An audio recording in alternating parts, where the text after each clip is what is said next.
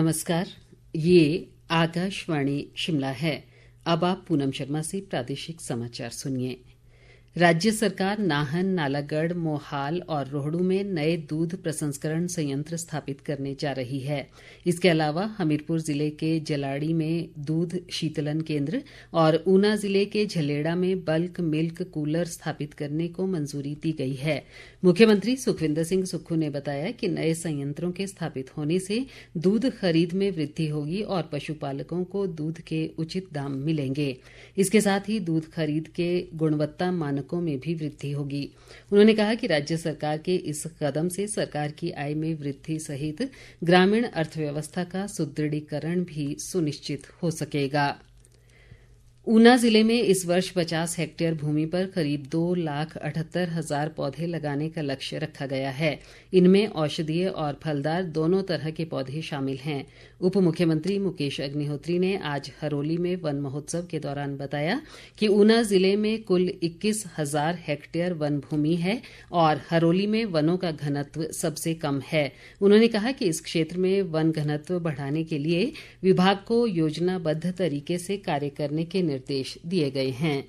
Haroli constituency है, वनों के हिसाब से कम घनत्व यहाँ पे इस कॉन्स्टिट्यूंसी का होगा स्टेट में। हालांकि ऊना जिला में 21,000 हेक्टेयर के आसपास वनों का क्षेत्र है, लेकिन उसमें मेजॉरिटी एरिया जो है वो कुटलहट का है। तो यहाँ तो बहुत कम पेड़ हैं, तो यहाँ पे वनों को लगाने के लिए हम कार्यक्रम चला रहे हैं। आज तो वन महोत्सव है वन मंडल ऊना का, और इसलिए हरोली में ये कार्यक्रम जल शक्ति के इस कैंपस में किया है और भांति भांति के पेड़ यहाँ पे लगा के हम चाहते हैं कि ये एरिया जो है खूबसूरत दिखे।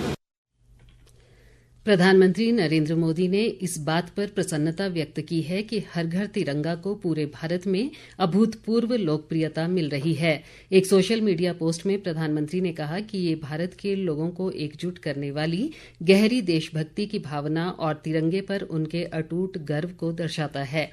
उन्होंने लोगों से हरघरतिरंगा.com पोर्टल पर तस्वीरें और सेल्फी साझा करते रहने का आग्रह किया।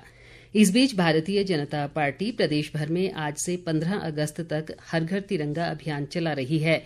इस अभियान में सभी वीर योद्धाओं का स्मरण किया जाएगा। भाजपा द्वारा 171 संगठनात्मक मंडलों पर तिरंगा यात्राओं का आयोजन भी किया जाएगा।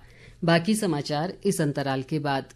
बाकी समाचारों में शिक्षा मंत्री रोहित ठाकुर ने आज शिमला जिले में कोटखाई क्षेत्र के पराली बदरूनी में उठाऊ पेयजल योजना का लोकार्पण किया।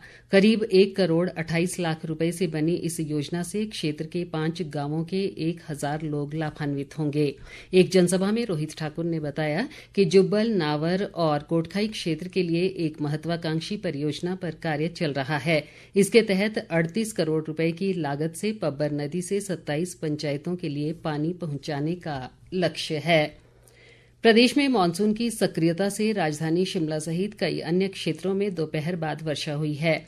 पिछले दिनों हुई व्यापक वर्षा के बाद राज्य के कुछ क्षेत्रों में अभी भी जनजीवन सामान्य नहीं हो पाया है। मौसम विभाग ने अगले 24 घंटों में ऊना, बिलासपुर, हमीरपुर, कांगड़ा, मंडी, शिमला, सोलन व सिरमौर जिला में भारी बारिश का येलो अलर्ट जारी किया है। वहीं 11 से 14 अगस्त तक राज्य में मानसून की वर्षा में वृद्धि देखने को मिलेगी। इस अवधि में राज्य के विभिन्न स्थानों पर भारी से बहुत भारी वर्षा का ऑरेंज अलर्ट जारी किया गया है। इसी के साथ ये समाचार बुलेटिन समाप्त हुआ। हमारा अगला बुलेटिन आप सुन सकते हैं 7:45 पर। नमस्कार।